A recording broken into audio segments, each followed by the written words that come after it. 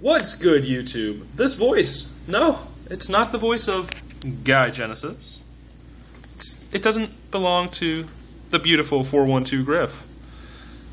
This is BLS for Game here, and this is a little segment on Guysarmy that we like to call the Roundtable Card Review. And we're going to review cards that are making an impact in the meta, that are basically starting to become more than just text and pushing their way towards staples. Today, we're going to start with Forbidden Lands. Forbidden Lands has been popular for over a year now. It's been getting more and more play since, I'd say, probably the March format of 2011. Now, most people are considering it stable. They just do not like playing this game without it. So we're going to start off with Guy Genesis, and he's going to talk about an aspect of how Forbidden Lands can help you, and then we'll lead over to Griff, and I might make a comment. It depends upon how I feel. Alright, YouTube. So, with Ignition Priority gone, everyone's playing cards like Bottomless Trap Hole, Compulsory Evacuation Device. These two cards are becoming staple in traps. And of course you got cards like Dark Hole, D-Prison, Mirror Force, whatever.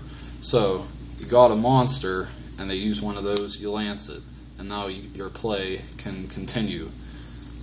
Basic summon prevention, or basic summoning protection against summon hate. Yeah, for sure. Skill Drain is extremely popular. So many people are playing heroes with Dark Worlds. It's a good little defense right there. Now we're going to take your spotlight, and we're going to give it to your little friend over here. Hi, Griff.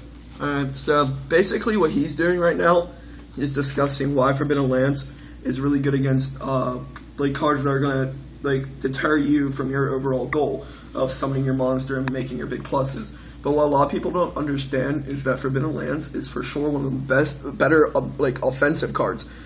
Basically, he's using it as a defense aspect. Like, I'm going to make a play and defend myself with it.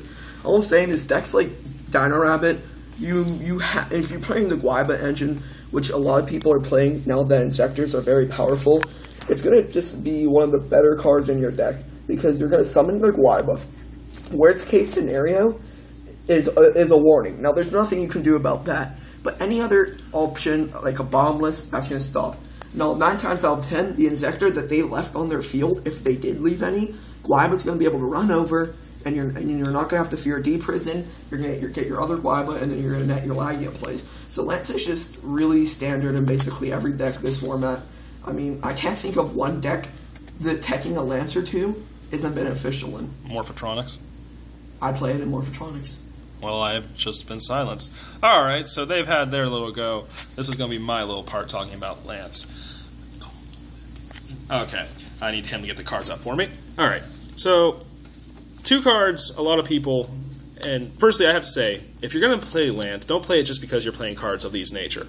Call of the Haunted is at 3 this format. It's really good in decks I like to mill, such as Insectors if you're playing the Trooper engine, Lightsworn, Chaos Dragons, etc., etc. It definitely has its perks. Another card is Future Fusion. It's one of the most broken cards in the game, especially with dragons everywhere. In addition to heroes, which are starting to play this more and more because, well, Absolute Zero is absolute nuts. Pretty much. Now, a reason Lance can help you with these, it's not so much offensive and defensive as it is preventing something. Say Call of the Haunted's being MST'd. You can, and assuming they're not chaining to Call of the Haunted, you can Forbidden Lance the monster that's being that would be destroyed with Call of the Haunted going to the graveyard, and the monster won't go away. So say you Call of the Haunted Insector Gigamantis, for example. Your Insector Gigamantis would live. It'd lose a little bit of attack, but at the same time, it would still keep that monster on the field and still keep your field advantage. Another card is Future Fusion. For all you dragon players, don't you love when your 5-headed dragon's destroyed? Well, Forbidden Lance is the card for you. Basically, if you Forbidden Lance your dragon, if they MST your Future Fusion, or do something that causes spell trap hate to it, your dragon's going to live. They're going to stare down a 4200 beater, and unless they have a Blue Eyes Ultimate Dragon, this isn't going to end well. Anyway, guys, this was the first roundtable card review. This is Guy Genesis. This is 412 Griff. And I am BLS for Game. Oh. Deuces. Wait. Don't forget, rate, comment, subscribe.